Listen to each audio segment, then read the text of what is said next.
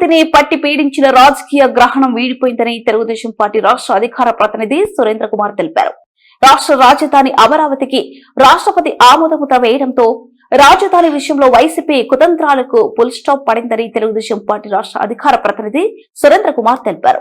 రాజధాని విషయంగా మావిగాన్ పేరుతో వైసీపీ కొత్త డ్రామా ఆడుతున్నట్లు ఆరోపించారు. రాయలసీమ ద్రోహి ముమ్మాటికి జగన్మోహన్ రెడ్డినని ధ్వజమెత్తారు. ఆంధ్రజ్యోతి కార్యాలయంపై వైకాపా దాడి పత్రిక స్వేచ్ఛను కాలరాయడమేనని ఆయన పేర్కొన్నారు. ఆమోదం పొందినటువంటి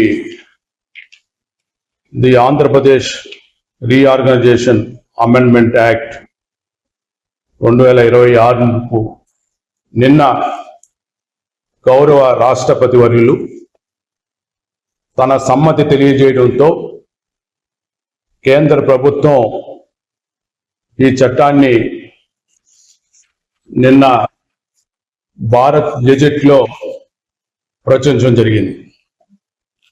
ఏదైనా ఒక చట్టం పార్లమెంట్లో చేసిన తర్వాత ఆ చట్టాన్ని గౌరవ రాష్ట్రపతి గారు తన సమ్మతి తెలియజేసిన తర్వాత కేంద్ర ప్రభుత్వం భారత్ గెజెట్లో ప్రచురిస్తుంది. భారత్ గెజెట్లో ప్రచురించిన అప్పటి నుంచి కూడా ఆ చట్టం అమల్లోకి రావడం జరుగుతుంది. ఈ విధంగా నిన్న ఆంధ్రప్రదేశ్ రీఆర్గనైజేషన్ అమెండ్మెంట్ యాక్ట్ 2026 గెజెట్లో ప్రచురించబడంతో అమలు రావడం జరిగింది. తద్వారా ఈ చట్టం ద్వారా చూసినప్పుడు 2024 జూన్ 2వ తారీఖు నుంచి ఆంధ్ర రాష్ట్ర రాజధానిగా అమరావతిని నిర్ధారిస్తూ ఈ యాక్ట్లో పొందుపరచడం జరిగింది. అదేవిధంగా అమరావతి ప్రాంతం వచ్చి మొత్తం Andhra Pradesh capital region development authority act 2014 చెప్పిన ఏరియా అంతా కూడా, అంటే సిఆర్డిఏ పరిధిలోని ఏరియా అంతా కూడా అమరావతిలో కలుస్తుంది.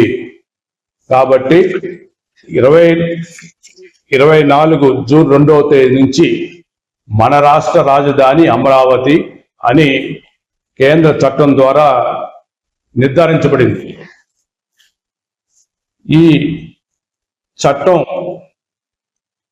రూపుదాల్చడానికి